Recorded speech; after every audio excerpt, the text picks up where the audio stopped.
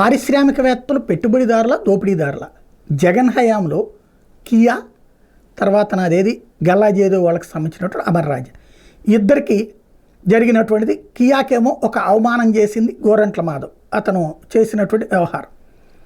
అంతేగాని కంపెనీనేమి ప్రభుత్వం ఇబ్బంది పెట్టాల.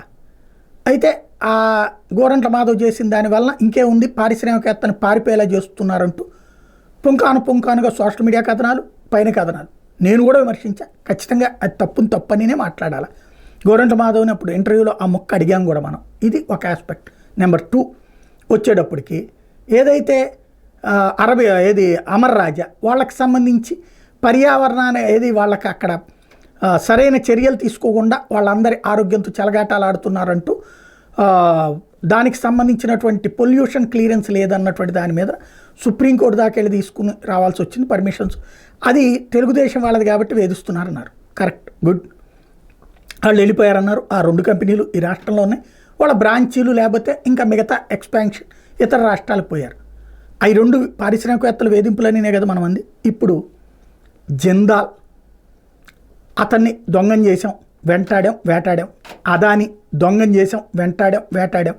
ఇది ప్రభుత్వంగా ఒకవైపు, పత్రికలుగా మరొక వైపు. ఇప్పుడు అరబిందో దొంగలు వాళ్ళు. ఇంతకీ వీళ్ళు దొంగతనం చేస్తున్నారా లేదా వీళ్ళు తప్పుడు పని చేస్తున్నారా? తప్పుడు పని చేస్తే ప్రభుత్వాలు సమర్థిస్తున్నాయి. అంతకుముందు ఆ ప్రభుత్వాలు సమర్థించినాయి. వ్యాపారాలలో లొసుగులు లేకుండా లేకపోతే వ్యాపారవేత్తల దగ్గర లంచాలు లేకుండా 2 చూసుకోవాలి. ఇక్కడ వ్యాపారాల్లో లొసుగులు ఉంటాయి. ఆ లొసుగులను అడ్డం పెట్టుకుని ప్రభుత్వాల్లో ఉన్నటువంటి వాళ్ళు పైసలు దండుకుంటారు. అది కింద నుంచి పై దాకా జరిగేటటువంటి సత్యం. అయినా ఎందుకు భరిస్తాం అంటే 4 ఉద్యోగాలు వస్తాయని. అప్పుడు ఆనాడు పరిశ్రమల్ని పారిపోయేలా చేసి ఉద్యోగాలని పోయేలా చేస్తున్నారని మాట్లాడాం. ఇవాళ అదే పరిశ్రమల్ని దోపిడీదారులు అంటున్నాం. అదేమంటే జగన్. అప్పుడు వాళ్ళు తెలుగుదేశం వాళ్ళది.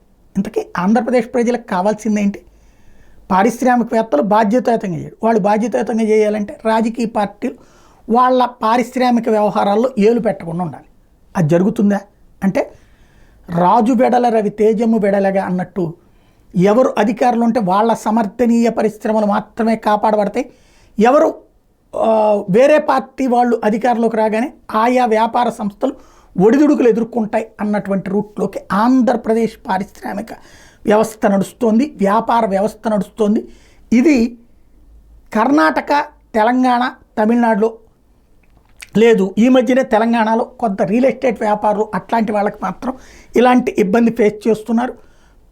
పారిశ్రామికవేత్తల్ని పెద్దగా వేధించింది లేదు. ఇక్కడ మాత్రం అలా నడుస్తుంది. కరెక్టా కాదో చెక్ చేసుకోవాల్సి ఉంది.